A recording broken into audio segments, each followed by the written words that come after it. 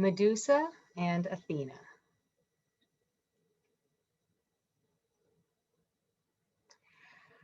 The story of Medusa and Athena. Once upon a time, a long time ago, there lived a beautiful maiden named Medusa. Medusa lived in the city of Athens in a country named Greece. Although there were many pretty girls in the city, Medusa was considered the most lovely. Unfortunately, Medusa was very proud of her beauty and thought or spoke of little else. Each day she boasted of how pretty she was, and each day her boasts became more outrageous. On Sunday, Medusa bragged to the miller that her skin was more beautiful than fresh fallen snow. On Monday, she told the cobbler that her hair grew brighter than the sun. On Tuesday, she commented to the blacksmith's son that her eyes were greener than the Aegean Sea. On Wednesday, she boasted to everyone at the public gardens that her lips were redder than the reddest rose. When she wasn't busy sharing her thoughts about her beauty with all who passed her by, Medusa would gaze lovingly at her reflection in the mirror. She admired herself in her hand mirror for an hour each morning as she brushed her hair. She admired herself in her darkened window for an hour each evening as she got ready for bed. She even stopped to admire herself in the well each afternoon as she drew water for her father's horses, often forgetting to fetch the water in her distraction. On and on Medusa went about her beauty to anyone and everyone who stopped long enough to hear her, until one day when she made her first visit to the Parthenon with her friends. The Parthenon was the largest temple to the goddess Athena in all the land.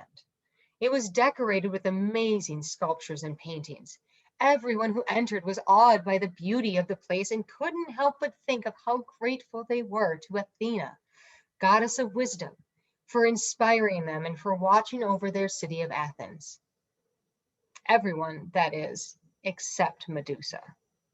When Medusa saw the sculpture, she whispered that she would have made a much better subject for the sculpture than Athena had. When Medusa saw the artwork, she commented that the artist had done a fine job considering the goddess's thick eyebrows.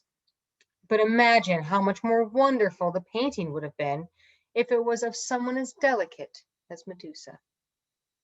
And when Medusa reached the altar, she sighed happily and said, "My, this is a beautiful temple. It is a shame it was wasted on Athena, for I am so much prettier than she is. Perhaps someday people will build an even grander temple to my beauty." Medusa's friends grew pale. The priestess who overheard Medusa gasped. Whispers ran through all the people in the temple, who quickly began to leave, for everyone knew that Athena enjoyed watching over the people of Athens and feared what might happen if the goddess had overheard Medusa's rash remarks. Before long, the temple was empty of everyone except Medusa, who was so busy gazing proudly at her reflection in the large bronze doors that she hadn't noticed the swift departure of everyone else. The image she was gazing at wavered, and suddenly, instead of her own features, it was the face of Athena that Medusa saw reflected back at her. "Vain and foolish girl," Athena said angrily. "You think you are prettier than I am? I doubt it to be true, but even if it were, there is more to life than beauty alone. While others work and play and learn, you do little but boast and admire yourself."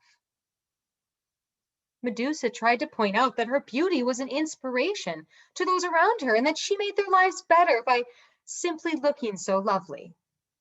But Athena silenced her with a frustrated wave. "Nonsense," Athena retorted. "Beauty fades swiftly in our mortals. It does not comfort the sick, teach the unskilled, or feed the hungry.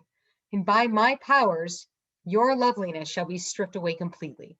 Your fate shall serve as a reminder to others to control their pride." And with those words, Medusa's face changed to that of a hideous monster. Her hair twisted and thickened into horrible snakes that hissed and fought each other atop her head. "Medusa, for your pride, this has been done." Hold on. Let's try to finish that.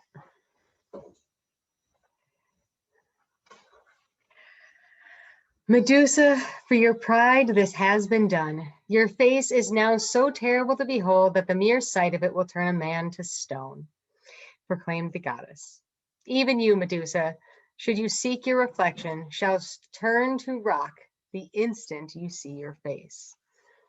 And with that, Athena sent Medusa with her hair of snakes to live with the blind monsters, the Gorgon sisters, at the ends of the earth, so that no innocence would accidentally be turned to stone at the sight of her.